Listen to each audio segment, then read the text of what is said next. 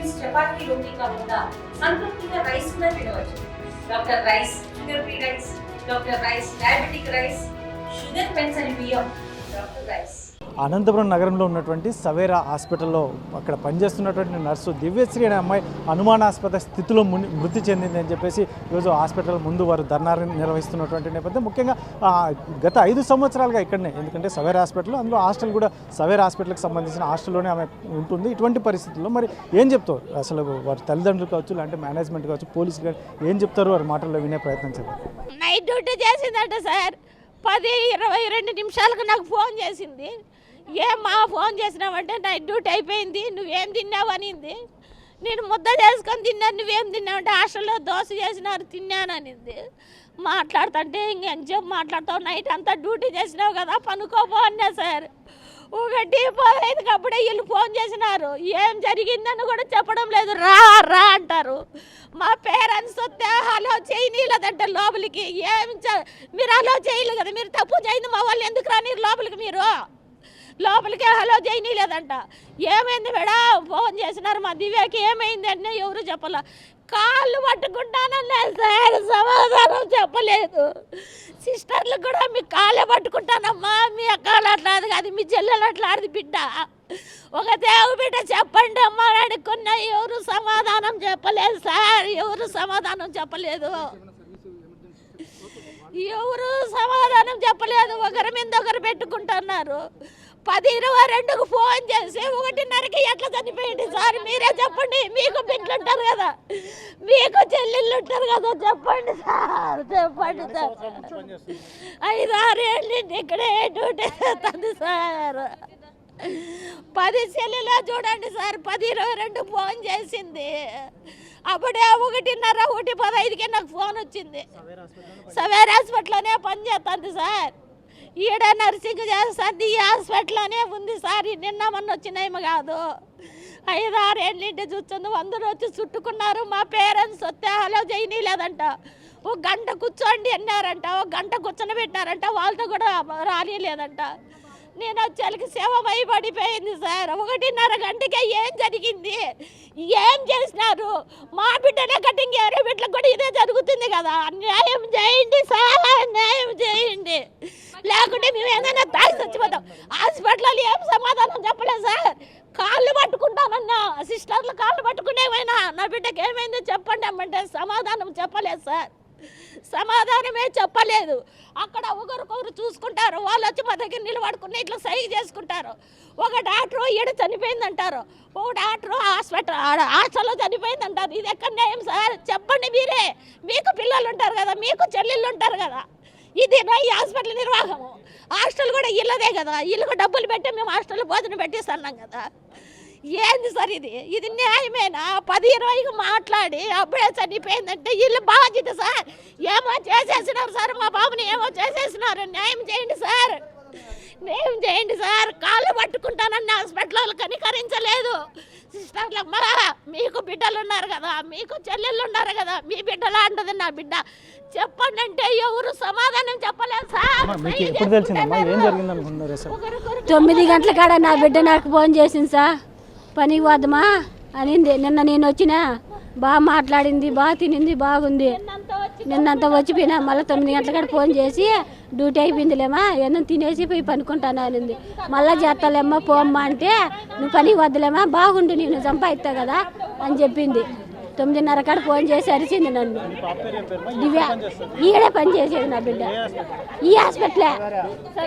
దివ్య దివ్య దివ్య దివ్య సవేరా సవేరా సవేరా. వాళ్ళు ఏం చెప్పలే సార్, మేము వచ్చినాడు ఏం మాట్లాడాల. మంచి బిడ్డ అంటారు కానీ ఏం చెప్పరు. 2:30 తెలుసు సార్. పొద్దున్నే ఉదయం 9 గంటల్లో మాట్లాడింది, బాగుంది అని చెప్పింది. నిన్న వాళ్ళ మమ్మీని పంపించిన, మాట్లాడింది, తినింది, బాగానే ఉంది. వాటికి సమస్య అడిగినా, ఏమైనా సమస్య ఉందంటే ఏం లేదు అని చెప్పింది. టైమింగ్ కూడా ఉంది సార్, మాకు ఫోన్ చేసి మాట్లాడిన టైమింగ్ ఉంది. అడిగితే డాక్టర్లు ఏ సమాధానం చెప్పలేదు మాకు. చూడొచ్చు మనం, ఎందుకంటే ఇక్కడ పనిచేస్తున్నాం దాదాపు 5 సంవత్సరాలుగా పనిచేస్తున్నటువంటి దివ్య అనే నర్సింగ్ చేసేటటువంటి అమ్మాయి ఈరోజు ఈ సవేరా హాస్పిటల్లో పనిచేస్తుంది. దాదాపు 5 సంవత్సరాలుగా ఇక్కడ పనిచేస్తుంది అని చెప్తున్నటువంటి నేపథ్యం ఇక్కడ ఏదైతే ఉందో ఈ ఘోర సంఘటన జరిగింది, తల్లిదండ్రులు రోధిస్తున్నటువంటి నేపథ్యం. మరి చూద్దాం, మేనేజ్మెంట్ కావచ్చు, పోలీసులు అయితే ఇప్పటికే ఎఫ్ఐఆర్ కూడా నమోదు చేశామని పోలీసులు చెప్తున్నటువంటి నేపథ్యంలో మరి ఏం చెప్తారు పోలీసులు కూడా వినే ప్రయత్నం చేద్దాం. సవేరా హాస్పిటల్లో పనిచేస్తున్నటువంటి దివ్యశ్రీ అనుమానాస్పద స్థితిలో మరణించిందని చెప్పేసి వారి బంధువులు ఇక్కడ సవేరా హాస్పిటల్ ముందు కూడా ధర్నా నిర్వహిస్తున్నటువంటి నేపథ్యం. మరి ఇంతకుముందు తల్లిదండ్రులు కూడా చెప్పినటువంటి పరిస్థితి, మరి ఇక్కడ నాయకులు కూడా వచ్చారు. ఏం చెప్తారు సార్, ఏంటి ఏం జరుగుతుంది ఇక్కడ సవేరా హాస్పిటల్లో? మరి ఇక్కడ పనిచేస్తున్నటువంటి నర్సు మరి రాత్రి బాగుంది, మార్నింగ్ వరకు కూడా ఆ అమ్మాయి డ్యూటీ చేసి దానికి సంబంధించినటువంటి హాస్పిటల్కి సంబంధించిన హాస్టల్లోనే ఉంది. మరి ఆమె మార్నింగ్ కడుపు నొస్తుందని చెప్పి తర్వాత ట్యాబ్లెట్ తీసుకుందని, తర్వాత పోయి పడుకున్న తర్వాత చనిపోయిందని చెప్తా ఉన్నారు. మరి ఏ విధంగా చనిపోయిందంటే మరి డాక్టర్లు సక్రమంగా చెప్పడం లేదు. మరి ఏ విధంగా దాన్ని మరి మేము అంటే ఇక్కడ బాధితులు ఎవరైతే వాళ్ళ ఫ్యామిలీ మెంబర్స్ ఉన్నారో బాధితులు చెప్పాలి. మరి బాధితులకు తెలియజేయాల్సిన బాధ్యత డాక్టర్లకు ఉంది, ఇక్కడ ఉన్నటువంటి మేనేజ్మెంట్కి ఉంది. కానీ మేనేజ్మెంటు చేయి దులుపుకుంటుంది. మాకు తెలియదు, కార్డియాక్ అరెస్ట్ అని కన్ఫర్మ్ చేశారంటే అది కూడా చెప్పడం లేదు. కాబట్టి ఇది అనుమానాస్పద మృతి. కాబట్టి దీన్ని పోలీసు వారు మరి ఖచ్చితంగా ఇన్వెస్టిగేషన్ చేయాలి. ఇన్వెస్టిగేషన్ చేసి నిజాలు తేల్చాలి. ఎందుకంటే ఇదొక్క కేసే అంటే మనం కూడా పెద్ద సస్పెక్ట్ చేసేదేం లేదు. కానీ గతంలో కూడా ఇటువంటి పనిచేసేటువంటి ఒక అమ్మాయి ఈ విధంగానే ఇటువంటి కారణాలతోనే చనిపోయింది. ఇది రెండో కేసు. మరి ఎందుకు ఈ విధంగా తరచూ ఒకే హాస్పిటల్లో ఒకే పని చేస్తున్నటువంటి నర్సులు ఎందుకు చనిపోతున్నారు? కాబట్టి దీని మీద మరి విచారణ జరిపించాలని మేము కోరుతున్నాం. మరి బాధితులకు న్యాయం జరిగే విధంగా ఆ బాధిత కుటుంబానికి నష్టపరిహారం చెల్లించాలని చెప్పి కూడా మేము డిమాండ్ చేస్తున్నాం. అంటే ఏం చెప్తారు, ఎస్పెషల్ ఇప్పుడు మేనేజ్మెంట్ నిర్లక్ష్యం అంటారా, ఏం జరుగుతుంది? ఎందుకంటే సవేరా అంటే కూడా చాలామంది కంప్లైంట్స్ కూడా చేస్తున్నటువంటి నేపథ్యం, బిల్లుల విషయం కావచ్చు, లేదంటే వీళ్ళు చేస్తున్నటువంటి ఏదో ట్రీట్మెంట్ అంశంలో కావచ్చు, ఇటువంటి వాటి మీద ఏం చెప్తారు? ఇప్పుడు సవేరాకి కిమ్స్ కూడా మరి పార్ట్నర్గా వచ్చినారు. మరి కిమ్స్ అనేది మొత్తం పెద్ద హాస్పిటల్. కిమ్స్ని చూసే ఇప్పుడు నమ్మకంగా ఇక్కడ పేషెంట్స్ చేరుతున్నారు. తర్వాత ఇక్కడ స్టాఫ్ కూడా కిమ్స్ని చూసే చేరుతున్నారు. కాబట్టి కిమ్స్ యాజమాన్యం కూడా దీన్ని వెంటనే స్పందించాలా. మరి ఎందుకు తరచూ ఇక్కడ జరుగుతుందో వాళ్ళు రెక్టిఫై చేయాలా. రెక్టిఫై చేసి బాధితులకు అన్యాయం జరగకుండా చూడాలా. ఈ అనంతపురంలో పెద్ద హాస్పిటల్ అని చెప్పి అందరూ కూడా ఇక్కడ చేరుతున్నారు. ఎందుకంటే ఇక్కడ అందరూ డాక్టర్స్ ఉన్నారు, బాగా జరుగుతుందని. కిమ్స్ సపోర్ట్ వచ్చిన తర్వాత ఇంకా ఎక్కువ మంది చేరుతున్నారు. కాబట్టి వెంటనే ఇది అనుమానాస్పదంగా ఎందుకు ఉంది, దీన్ని తేల్చాల్సిన బాధ్యత మరి పోలీసు వాళ్ళ మీద ఉంది. మరి ఎక్కడైతే ఈ చనిపోయిన కుటుంబం సంబంధించినట్టు ఎవరైతే కుటుంబ సభ్యులు ఉన్నారో వాళ్ళకు న్యాయం జరగాల. న్యాయం జరిగే వరకు ఏఐటీసీగా మేము ఖచ్చితంగా పోరాడతామని చెప్పి సందర్భంగా డిమాండ్ చేస్తాం. మేము బాధ్యత కుటుంబ అయినటువంటి దివ్య వడ్డేరు కులానికి చెందినటువంటి అమ్మాయి ఒక 6 సంవత్సరాలుగా ఇక్కడ సర్వీస్ చేసింది. ఏదైతే ఇక్కడ సర్వీస్ చేశారో అక్కడ పని చేసినటువంటి వాళ్లకు బాధ్యతగా కూడా ఈ మేనేజ్మెంట్ కానీ బాధ్యత ఉండాల. కడుపు నొచ్చింది, రూమ్కి పోయింది, మళ్ళీ చూస్తే చనిపోయింది. ఏంటి ఇది అర్థం కాని భాష.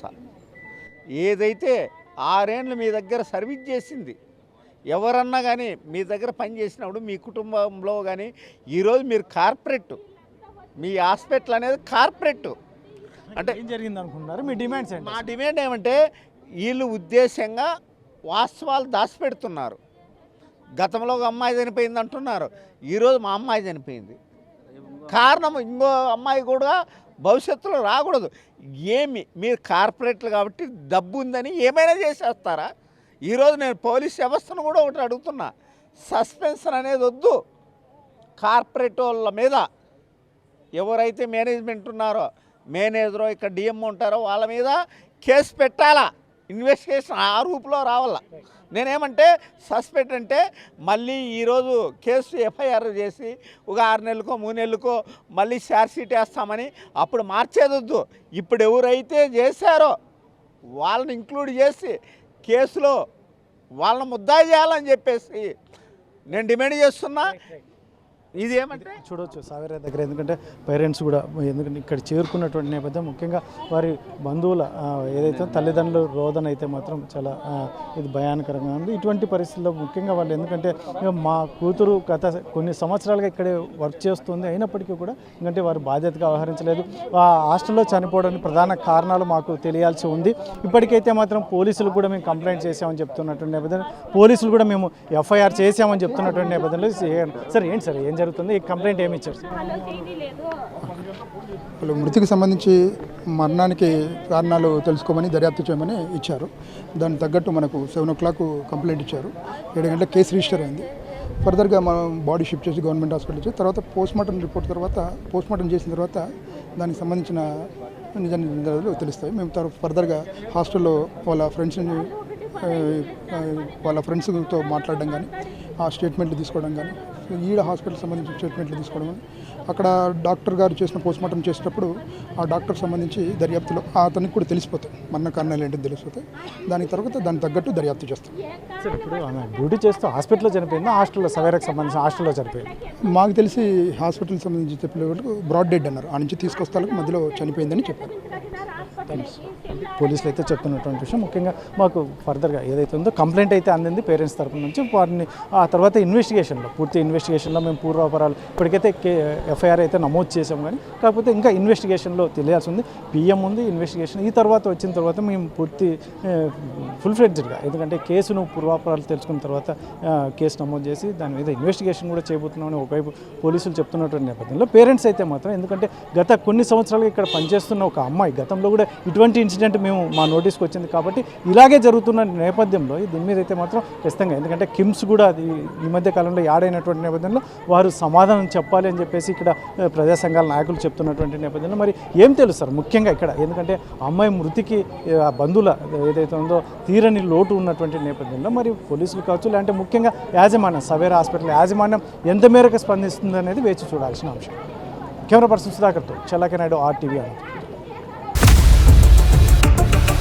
ఇండియా పాకిస్తాన్ తాజా అప్డేట్స్ కోసం డౌన్లోడ్ చేసుకోండి RTV లైవ్ యాప్.